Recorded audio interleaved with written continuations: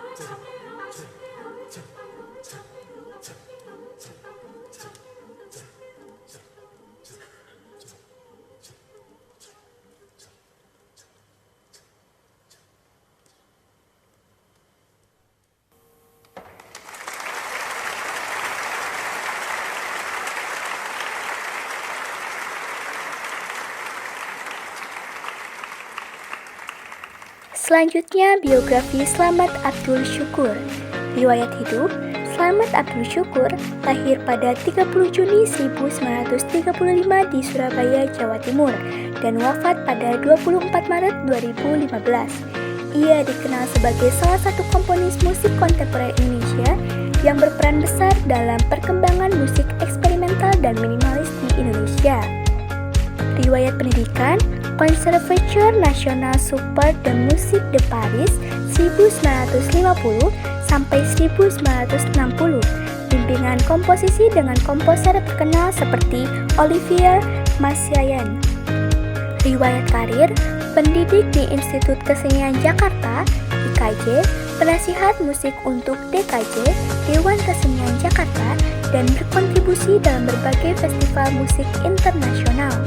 Pencapaian: penghargaan Officier de l'Ordre des Arts et des Lettres dari pemerintah Prancis atas kontribusinya di bidang musik, penghargaan dari berbagai institusi seni di Indonesia dan luar negeri atas dedikasinya dalam memperkenalkan musik kontemporer Indonesia.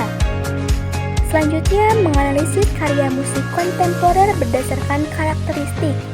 A. Judul: Tetabuhan Sungut. Tetabuhan, kata ini merujuk pada bunyi-bunyian atau alat musik tradisional yang dimainkan dengan cara dipukul atau ditabuh.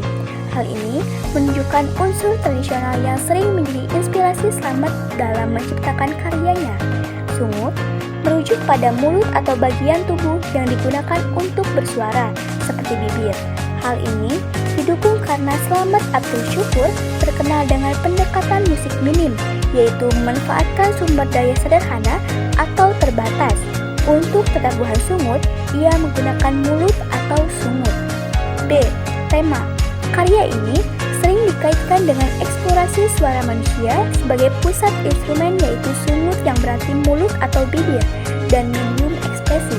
Komposer mengeksplorasi bagaimana suara manusia bisa digunakan tidak hanya untuk berbicara atau bernyanyi, tetapi juga untuk menghasilkan bunyi-bunyian ritmis dan melodis yang kompleks, berkaitan dengan unsur spiritualitas dan ritme kehidupan, di mana bunyi-bunyi yang dihasilkan mencerminkan ritme kehidupan, doa, atau hubungan manusia dengan alam semesta. Performa yang menyerupai ritual, para penampil menghadirkan gerakan dan ekspresi tubuh yang terintegrasi dengan tema musiknya, menciptakan pengalaman holistik bagi audiens. C. Instrumen. Dalam karya kontemporer tetabuhan sungut, alat musik konvensional tidak digunakan. Tidak ada gamelan, gitar, piano, atau instrumen tradisional lainnya yang digunakan.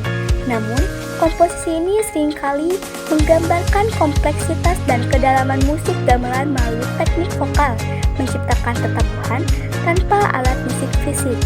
Dan sebagai gantinya, suara manusia sepenuhnya berperan sebagai instrumen utama.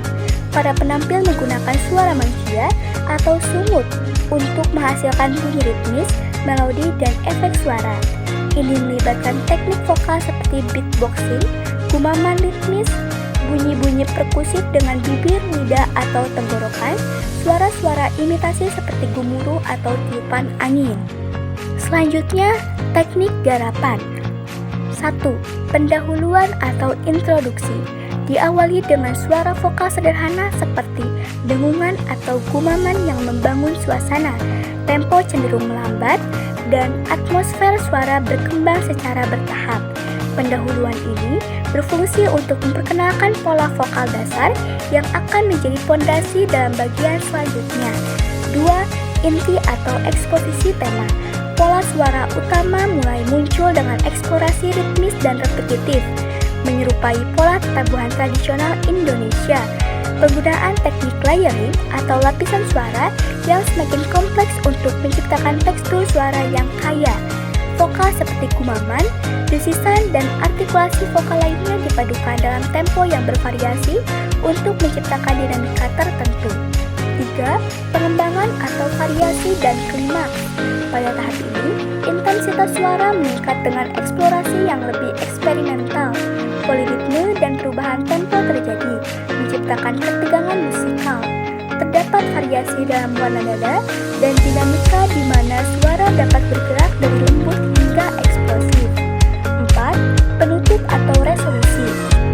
Suara perlahan mereda dengan pengulangan motif utama yang semakin menurun intensitasnya, ditutup dengan elemen suara yang kembali ke suasana awal, memberikan kesan keselarasan dan kesatuan. Penutup ini bertujuan untuk memberikan efek reflektif dan mengakhiri komposisi dengan cara yang minimalis namun bermakna. Selanjutnya, analisis musik kontemporer berdasarkan unsur-unsur musik, warna nada, beragam timbre vokal seperti kumaman, dengungan, dan desisan menciptakan tekstur yang kaya. Harmoni tidak berbasis harmoni tonal, tetapi menggunakan lapisan suara yang dihasilkan oleh kelompok yang bekerja sama dengan pembagian peran untuk menciptakan efek harmonis. Ritme, pola ritme yang repetitif dan poliritmik terinspirasi dari tradisi musik perkusif Indonesia seperti gamelan dicapai melalui kolaborasi antar penampil. Melodi tidak mengikuti pola tonal, melainkan berupa motif vokal pendek yang diulang dan divariasikan. Dinamika, kontras volume yang bervariasi dari lembut hingga ekspresif, membangun atmosfer yang ekspresif. Elemen eksperimen tambahan, penggunaan mikrofon untuk memperkuat atau memodifikasi suara, dan efek cahaya atau visual untuk memperkaya pengalaman artistik. Demikianlah hasil analisis dari kelompok kami mengenai musik kontemporer Pelabuhan Sumut karya Slamet Abdul Syukur. Terima kasih sudah menonton, semoga bermanfaat.